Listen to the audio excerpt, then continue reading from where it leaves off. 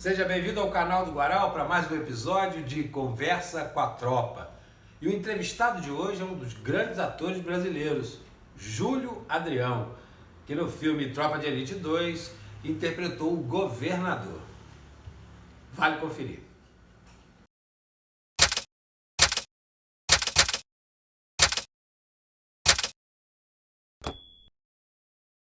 E aqui continuamos com a nossa conversa com a tropa. E hoje vamos conversar com um dos grandes atores da nossa geração, né? Pelo menos da minha geração, da minha idade, a gente deve bater mais ou menos, né? Sou do final de sou de 68, né? Então acho que somos contemporâneos, Júlio, né? E Digamos que apresentar. você está sendo generoso. Mas você, com certeza, é reconhecidamente um dos grandes atores da nossa geração, Júlio Adrião. Muito obrigado e fico muito feliz de você estar aqui com a gente nessa conversa com a tropa. Beleza, Guaral. Beleza, fico feliz aí com essa. Pegando esse motivo aí desse encontro, né, que é a partir desses filmes que marcaram um momento no cinema nacional e também na vida desses atores que participaram, né, tantos colegas que participaram de vários momentos dos filmes. Acho que é um bom assunto um bom motivo para juntar e conversar também disso. Né? Vamos E lá. para a gente começar, assim, uma curiosidade que eu tenho e tenho perguntado a todos os colegas, como é que você chegou ao momento da escolha de ser ator? O teatro, o cinema, te escolheram ou você que perseguiu esse caminho, Júlio? Cara, na verdade, isso é uma pergunta recorrente, né, na nossa vida. É uma curiosidade que sempre acontece. E eu não sou de família de artistas, ao contrário, né, eu não tenho esse passado de referências. E eu ia ao teatro com a família, com amigos, e já jovem, assim, né? Principalmente depois dos 17 anos, quando você começa a sair sozinho mais, né?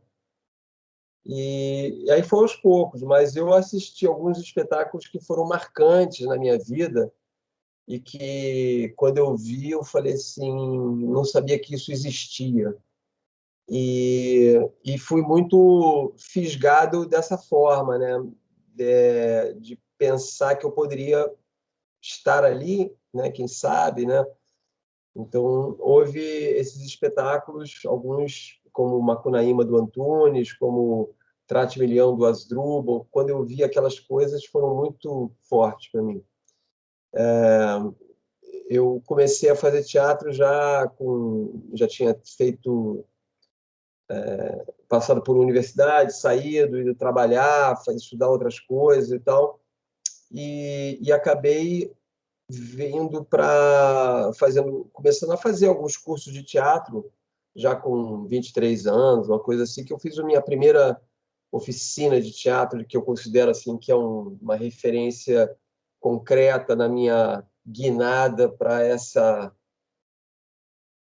atitude mais consistente, né, de assumir aquilo como um caminho de trabalho, né? Então, eu tinha feito cursos de mímica, de palhaçaria e tal, quando eu morei fora do Brasil, né, na Inglaterra. E aí depois eu acabei voltando e fazendo esses cursos. Como eu falei, já tinha 23 anos quando eu comecei a fazer as primeiras oficinas, que é uma idade que não é. Normalmente você encontra colegas que começaram a fazer teatro na infância, já começaram a fazer, ou por conta dos próprios pais que eram artistas ou não, mas, de certo modo, eu comecei, digamos, mais tarde. Mas aí foi uma coisa puxando a outra, né? Eu fiz a CAL. A CAL foi criada, o primeiro curso regular da CAL, de 2 anos, foi em 83, 84. Eu fiz prova para lá em 84, não passei. Aí fiz de novo em 85, aí passei. Aí fiz 85, 86 E em 87 foi a nossa formatura, no início do ano. E foi um ano importante, né? Porque foi em 87 veio ao Brasil,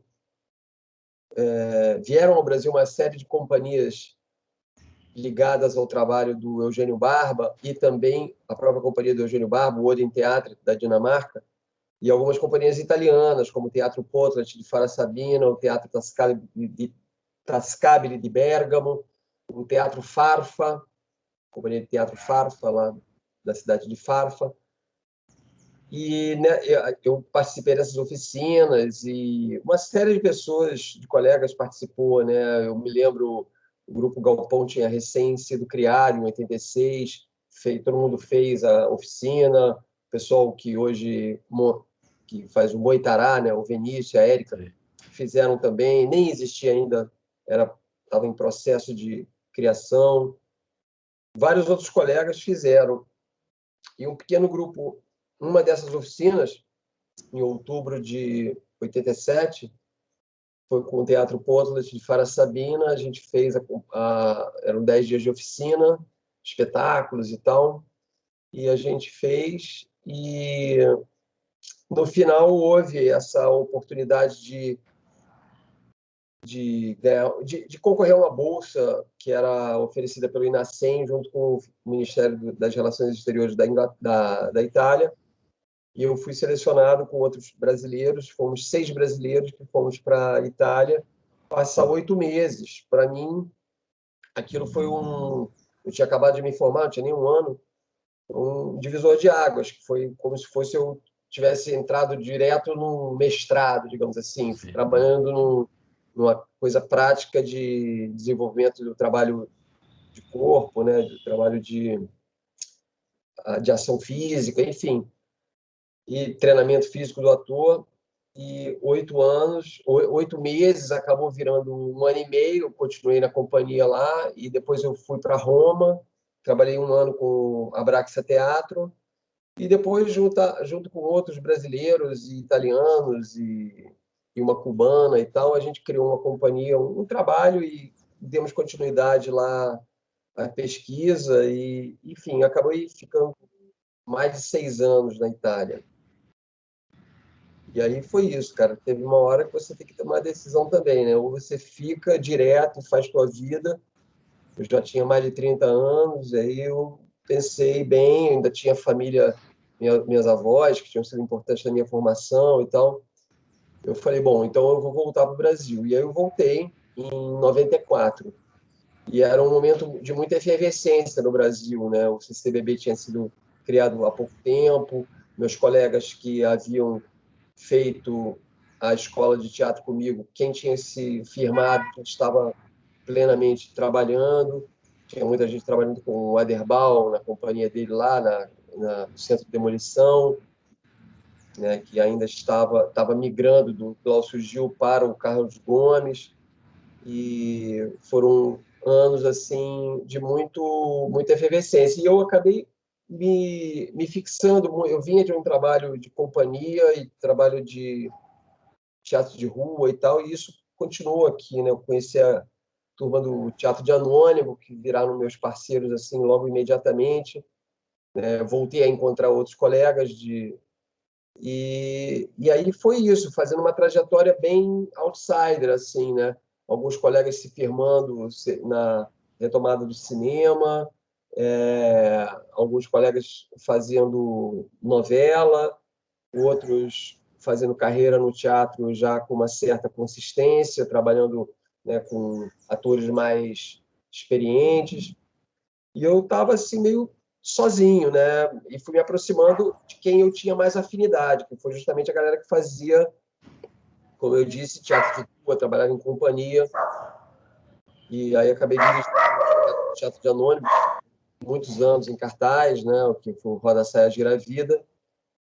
E com eles de várias iniciativas ligadas à coisa da comissaria e tal.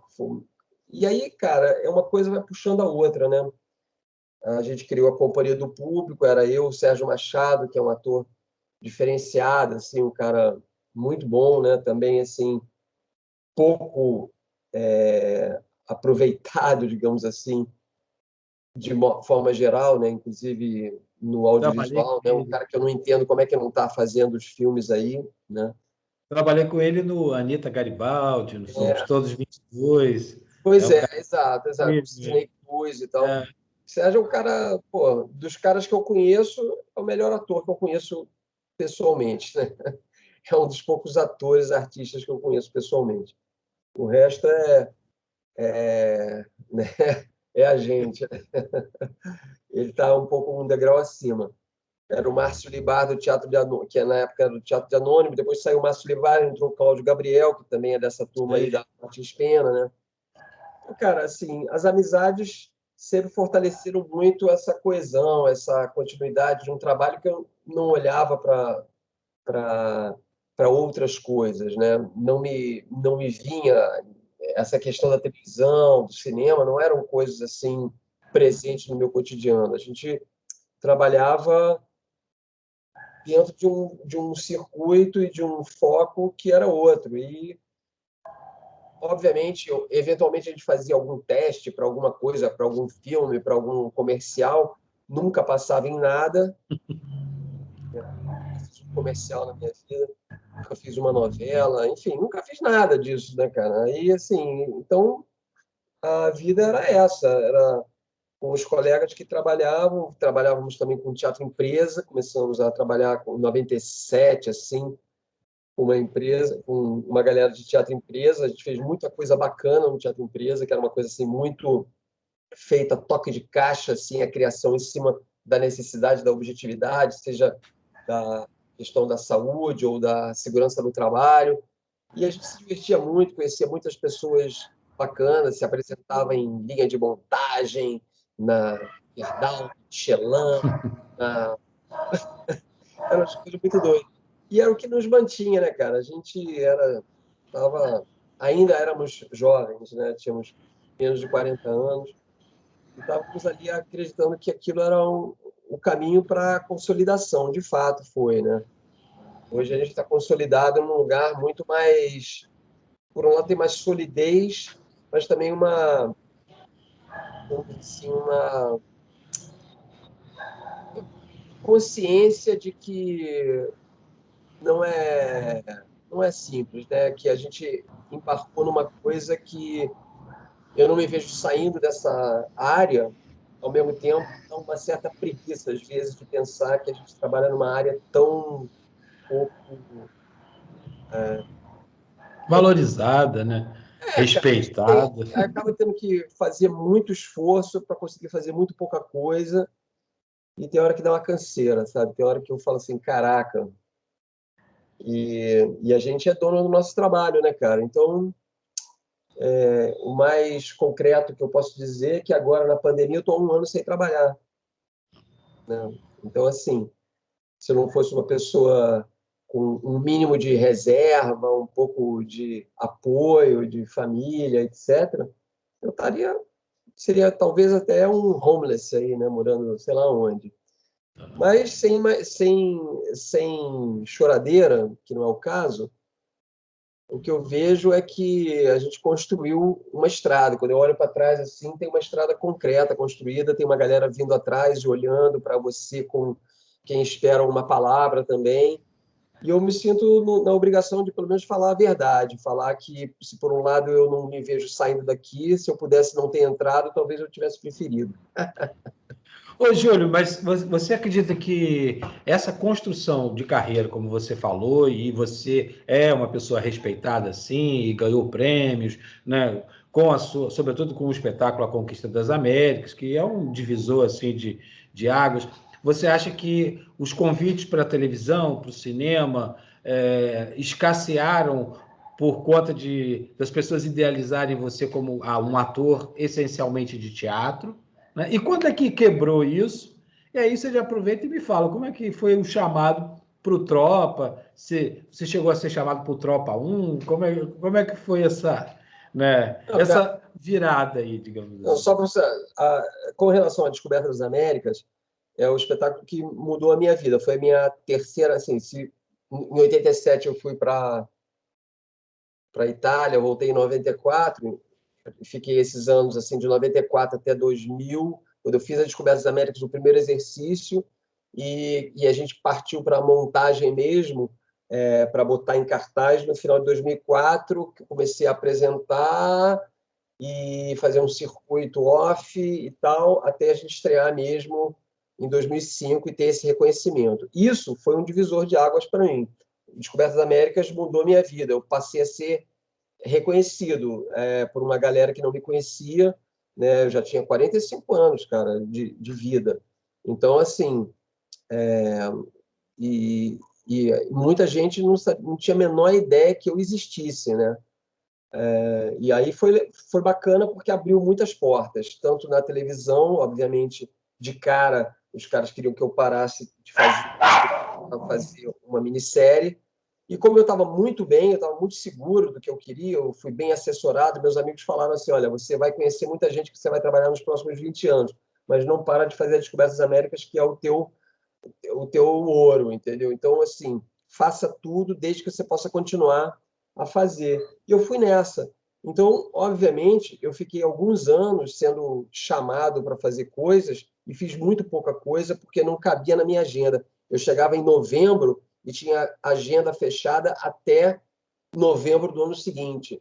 Eu tinha um ano de agenda fechada, tipo assim, com viagem todo mês, viagem de uma semana, viagem de 10 dias, viagem de 15 dias, ou temporada. Eu fiz 4 temporadas seguidas de 4 meses, todo começo de ano, 2006, 2007, 2008, 2009. Eu fiquei o primeiro trimestre ou quadrimestre sempre em cartaz com a Descoberta, lotando casa, ganhando dinheiro, dinheiro que eu nunca tinha visto.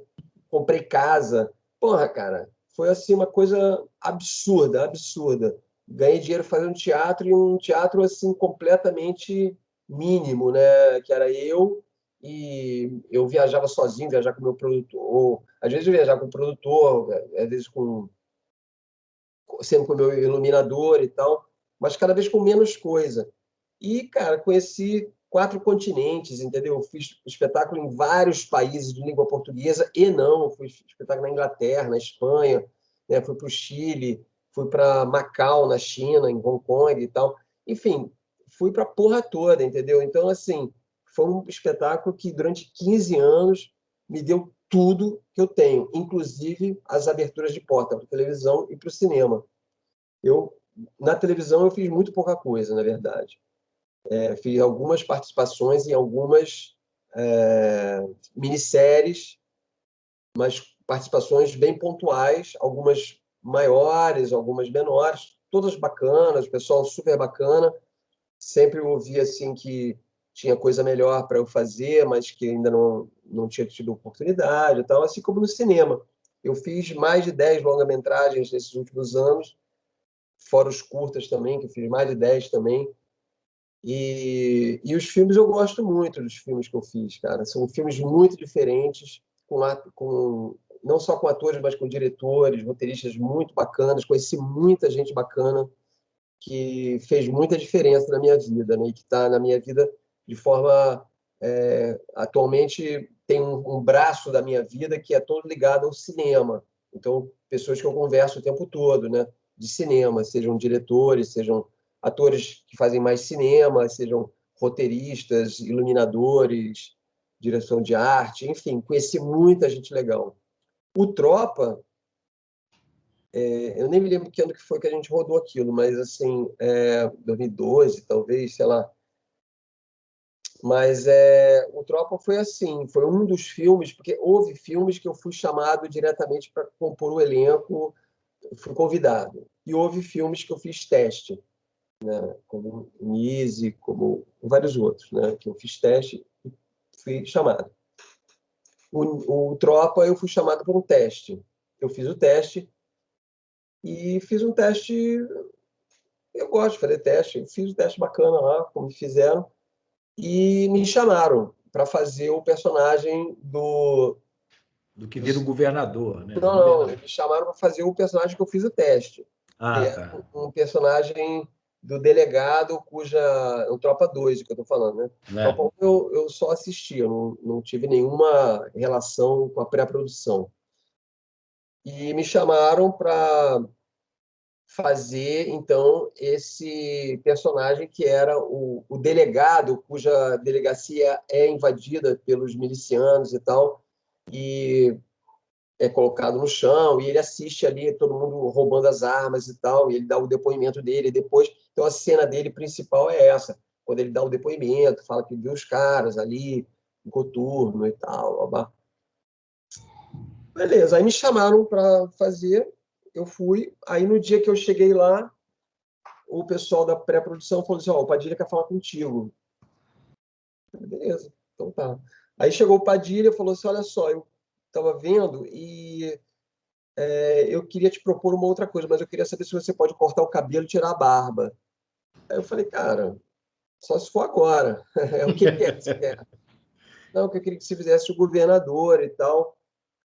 E foi assim. E o governador é um papel muito legal, porque é um papel que está no filme o tempo todo, sem estar em cena o tempo todo. Todo mundo fala dele, fala com ele, e todo mundo depende dele, fala dele, enfim.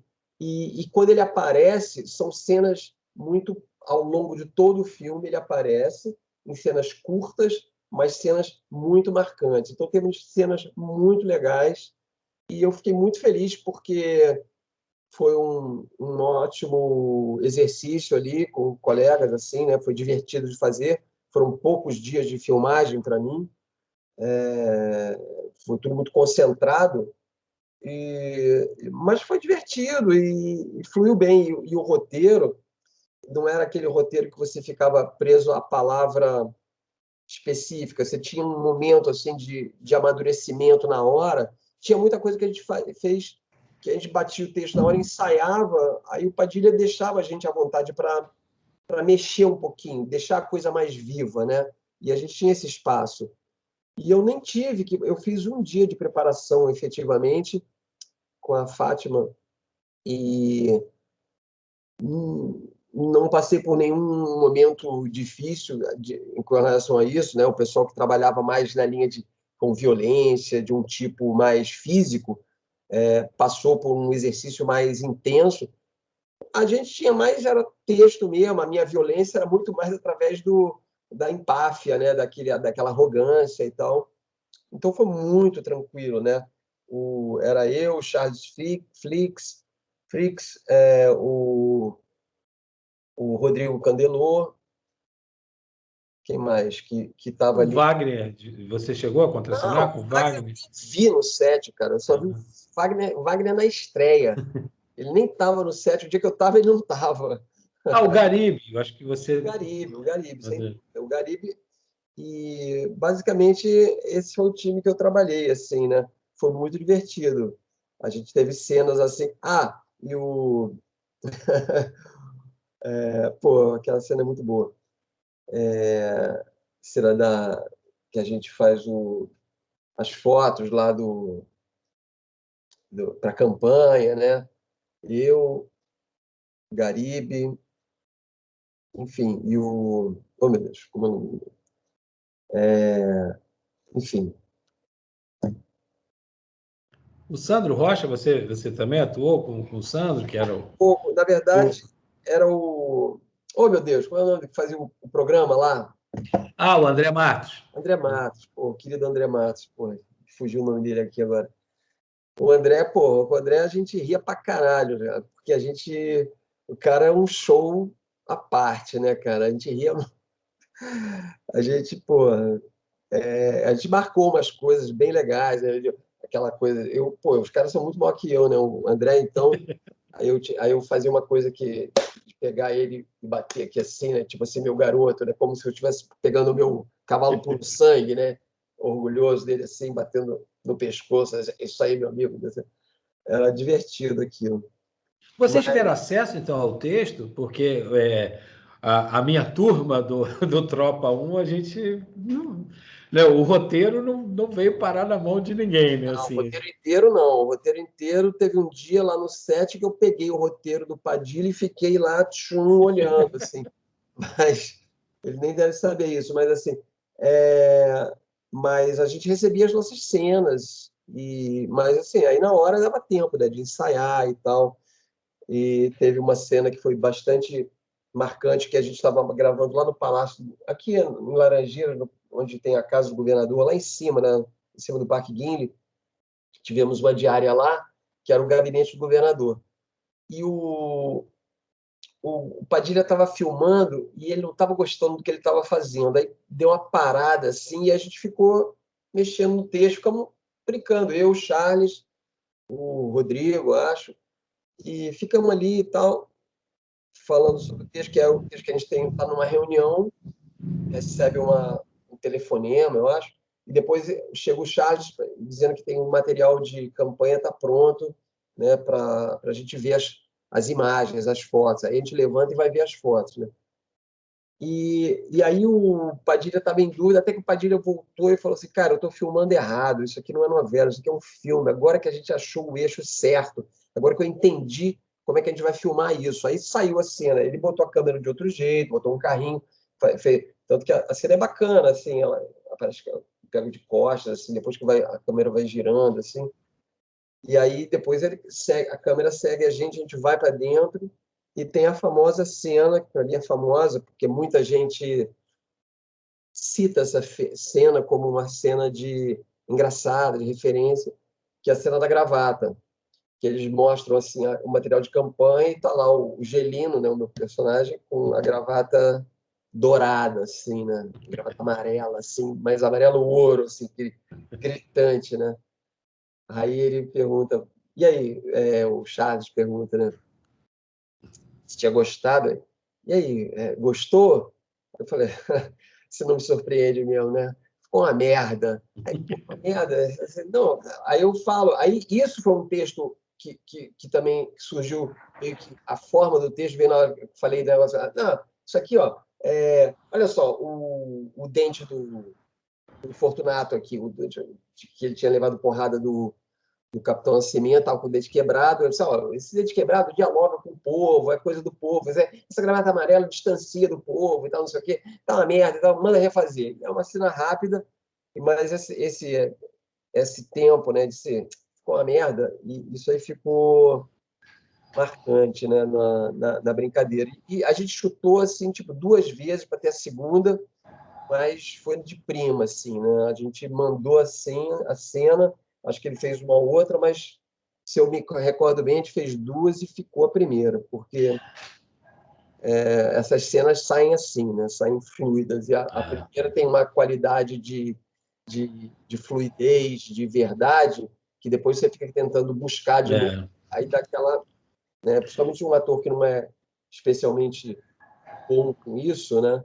Que não tem intimidade com, seja com o audiovisual, com a coisa mais fluida assim do realismo naturalista, você fica dando uma engessada no que acha que funciona. E aí é uma merda, porque realmente você fica batendo na trave, né? Você fica representando uma coisa que já não é, né? Então, isso é uma questão. muitas pessoas te reconhecem na rua, falam do filme. Você tem esse retorno por conta do Tropa, Júlio? Bom, até porque eu, normalmente no Tropa eu estava com o cabelo penteado, sem barba e tal, então fui muito pouco reconhecido. Teve alguma coisa na época, algumas pessoas, né, o Ferrante, falaram, você fez aquele filme, outro dia eu estava vendo aquele filme, porque o Tropa é um filme que as pessoas veem de novo, né, de Sim. vez em quando passa, então não chega a ser o Tropa 1 que está no Netflix, mas o Tropa 2 é um filme que, de certo modo, ele foi até, digamos assim, ele foi um filme que as pessoas disseram que gostaram mais do que o Tropa 1. Teve uma coisa assim, né? Eu ouvia muito isso. Eu gosto mais do Tropa 2 e tal. Eu acho mais, enfim, por causa da questão política que ele aborda, né? O outro foi meio taxado de uma coisa mais, né, por conta da violência, né? E teve essa questão, essa discussão ficou no ar, né? O 2 avança mais para um território da questão das milícias, que não era algo muito comentado, falado, e até mesmo no cinema, né? A questão estava muito ligada à ideia da contravenção, à criminalidade, a questão do tráfico, do morro, nas comunidades. A milícia, eu não lembro de nenhum filme falar tão abertamente sobre essa questão como o Tropa 2, né? Na época, não. Inaugurou uma era aí de... Depois do Tropa, teve uma cacetada de não só filme, mas também séries, assim, falando dessa temática, né? Até agora está fazendo aí mais uma coisa. Mas eu acho que foi isso, cara. Na verdade, essa coisa do reconhecimento pelo trabalho, não. Pelo Descobertas das Américas, muito mais, né? Porque, apesar de ser um espetáculo de teatro, quando eu estava, principalmente quando eu estava em cartaz, todo dia na rua alguém falava comigo. Isso era impressionante, cara. Todo dia no metrô, porque eu ando muito de metrô, ando a pé, centro da cidade, moro no centro do Rio. Então, assim, eu estava em cartaz durante 4 meses, tipo assim, no Serrador, ou no Leblon, enfim, lugares que eu fiquei bastante tempo em cartaz, e eu encontrava pessoas, e era um reconhecimento bem discreto, né? Assim, as pessoas olhavam para mim e falavam assim, pô, vi teu espetáculo. Quase que, né, quase falando segredinho. Você acha que passando, por exemplo, para o audiovisual, já te ocorreu isso? Você tem vontade? Você acha que, por exemplo, colocar no audiovisual e tentar negociar com o Netflix da vida, você acha que é legal? O tratamento seria igual ontem assisti o espetáculo monólogo do Telmo Fernandes, o Diário do Farol, muito bom, intenso, mas ainda com a pegada de teatro. Você se migrar, por exemplo, não migrar definitivamente, mas se também fizer essa experiência audiovisual, qual formato que você acha que seria o melhor, Júlio? De qual? De que? Mas, Da descoberta, fazer o descoberta, por exemplo. Você já deve ter o espetáculo filmado, mas, por exemplo, você já pensou em negociá-la com a Netflix da vida, de colocar nesse ambiente de streaming também? não funciona. Meu espetáculo não funciona, cara. Eu fiz 2 experiências na nossa sala de trabalho, tem uma sala de trabalho em Laranjeira, uma caixinha preta pequenininha, bacana. Eu fiz 2 apresentações, uma por minha conta, outra para um festival lá em Bananal. Foi legal, a gente remarcou o espetáculo, fizemos ele na caixa preta, fizemos ele dentro de uma estética de aproximação, aproveitando a câmera, aproveitando a aproximação, ou desaparecer embaixo, aparecer em cima, porque o espetáculo não tem cenário, não dá para ser. Então, assim, o espetáculo conquistou um lugar que eu acho que eu zelo, eu sou um zelador, né? Eu sou o cara que cuida para que aquilo, né, o guardião do espetáculo, assim, para que aquilo que as pessoas querem ver. O que as pessoas querem ver é ao vivo, o ator ali vivo, suando e contando aquela história de frente. E isso que funciona, cara. Eu acho que de outra forma não vale a pena. Eu tenho um canal no YouTube que é o A Descoberta das Américas, Júlio Adrião, onde eu disponibilizei a partir de abril do ano passado, quando começou a pandemia, a primeira coisa que eu fiz foi entrar em contato com o meu editor, o Bruno Volzella, aí com o apoio da Matizar Filmes, que somos amigos, eles bancaram os custos da edição de um material que estava tudo em VHS, enfim, estava tudo misturado. Eu fiz uma organização desse material, botei na mão do Bruno, ele montou algumas coisas e, enfim, a gente tem lá mais de 30 coisas postadas, inclusive umas 6 ou 7 apresentações na íntegra entre 2005, 2004 e 2010. A gente tem outras coisas que não estão postadas ainda. Mas aí, durante os 3 primeiros meses da pandemia, a gente postou, a cada quinta-feira, a gente postava 2 coisas, 2 coisas, 2 coisas. E assim foi durante várias semanas, 12 semanas, sei lá, 15 semanas. A gente postava 2 coisas por dia, por semana.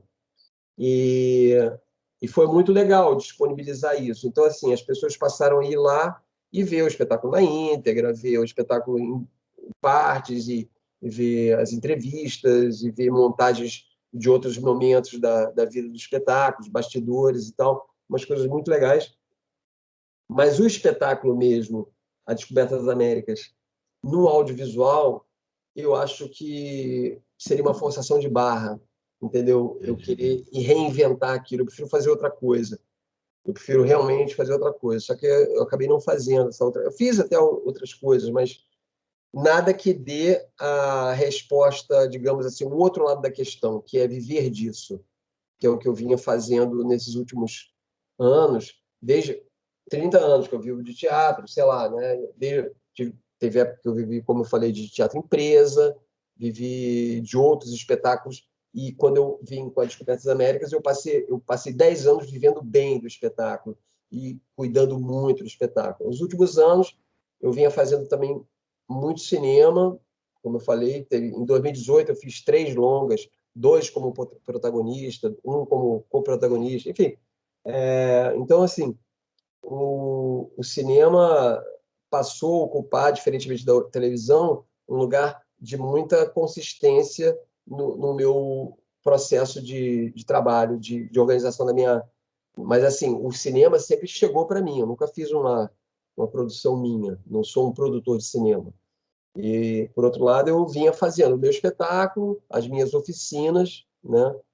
E isso. E participei de alguns outros espetáculos que, a partir dos 10 anos da Descoberta, eu comecei a abrir também. Não só eu vinha fazendo cinema, mas comecei a fazer e fiz 3 espetáculos diferentes durante esse período, né? Concomitantemente, eu continuava com a Descoberta, mas fiz como ator pelo menos 3 espetáculos, fora outros trabalhos que eu dirigi. Então, assim, aos poucos eu fui criando espaço para fazer outras coisas também. Mas eu só parei com a Descoberta agora por conta da pandemia mesmo, né? E não sei se voltarei, não sei, é uma incógnita. É uma incógnita. Esse tempo está prolongado demais, né, Júlio? A gente está doido que a gente possa, pelo menos, pensar e planejar com mais normalidade. Eu acho que vai chegar o momento. Júlio, aí o espaço para você mandar um abraço para o pessoal, para o seu recado, enfim, para a gente poder fechar. A gente ficaria muito mais tempo aqui, com certeza, Certeza. mas. Assunto de pauta, cara. Eu estou com um projeto agora eu vou lançar na semana que vem, que é pelo Instagram, que eu vou lançar, que eu vou dar uma prévia aqui, que é um trabalho a partir da minha oficina mesmo, né, que é esse trabalho de supervisão, assim, que eu venho fazendo, que é um trabalho que fiz muito nos últimos anos, a partir da oficina que eu dou. Então, eu vou lançar um que eu chamei de consultório cênico, que são encontros individuais com pessoas que querem discutir a sua cena, como sessões, né? Legal, bacana. E aí vai ser legal, porque eu espero que seja legal, né? A ideia é sempre boa, mas ela pode ser boa, mas ela tem que ser testada. Então, eu vou lançar isso e vamos ver qual vai ser a resposta. E, na verdade, eu tenho expectativa de que as coisas em 2022 retornem, que a gente possa tornar o teatro, a sala de trabalho do teatro com algum público, né? Não sei como é que vai ser aquela questão da expectativa da casa cheia, né? Eu lotei muito teatro, né? Eu tive muitos teatros. Eu me lembro, olha só para concluir, nessa casa 136 Laranjeiras, que a gente tem essa sala de trabalho aqui, a gente fazia uma sala de 30 metros quadrados, a gente botava até 50 pessoas no meu espetáculo lá, sentadas assim, em meia lua. No dia, acho que foi 11 de março, 11 de março? É, era uma quarta-feira, a gente tinha um espetáculo, e eu falei, não sei quantas vezes mais a gente vai poder juntar tanta gente assim numa sala e tal. No dia seguinte, a gente fechou a sala, entendeu? Porque veio né?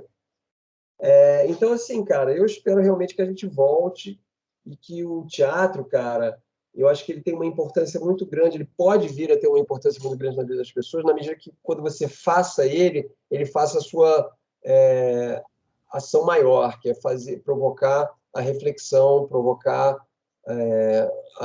a modificação do estado da pessoa que está assistindo, por meio do riso, da emoção de outro tipo e tal, mas provocar algum tipo de reflexão, seja uma comédia, seja um drama, seja uma tragédia, seja o que for, mas assim, de que maneira que o teatro é importante na vida das pessoas.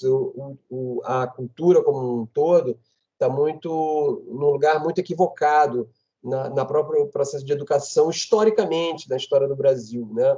Então, assim, a cultura nunca foi levada realmente a sério enquanto um processo de formação do ser humano, de trazer à tona o que o ser humano tem de melhor, o que cada um, dentro das suas diferenças, tem de melhor. Então, eu acredito que, passada essa pandemia e passar essa outra pandemia política que a gente está vivendo, eu acho que no momento que a gente se recuperar disso, que a gente puder reagir verdadeiramente ao vírus e aos vermes, eu quero crer que a gente consiga retomar e colocar a cultura dentro para exercer o papel principal dela, que é de fomentar o ser humano no que ele tem de melhor, né? E encorajá-lo a ser o que ele é de melhor e a buscar o que ele tem de melhor para a vida própria e para a sociedade, né? Porque não se faz nada sozinho. Mesmo o espetáculo solo, você não faz sozinho, né? O homem, como diz um amigo meu, o homem só presta junto. Então, eu acredito mesmo nisso, né? A gente só presta junto e acho que a gente vai realmente dar essa volta por cima aí, porque ninguém merece achar que isso que a gente está vivendo é o caminho, né? Isso é só para ter certeza que não é o caminho. Júlio, muito obrigado pela nossa conversa. Espero, quem sabe, a gente se encontrar num dos sets aí da vida, nos tablados, nos palcos. E muito sucesso para você. Tenho maior admiração pelo seu trabalho. Tá bom? Muito obrigado. Até breve. Valeu. Se você gostou do vídeo, curta, compartilhe e espalhe para todo mundo que o Conversa com a Tropa está de volta na sua segunda temporada. Coloque aqui nos comentários que outros atores e atrizes vocês gostariam de ver entrevistados aqui na nossa série. Quero mandar um abraço para Alex Silva, de Brasília, Distrito Federal, e também para Cleiton Silva, de Barra do Choça, na Bahia. E um grande abraço para quem está sempre acompanhando a gente aqui, o grupo Tropa de Memes Oficial, um grupo lá do Facebook. E até o próximo episódio de Conversa com a Tropa. Valeu!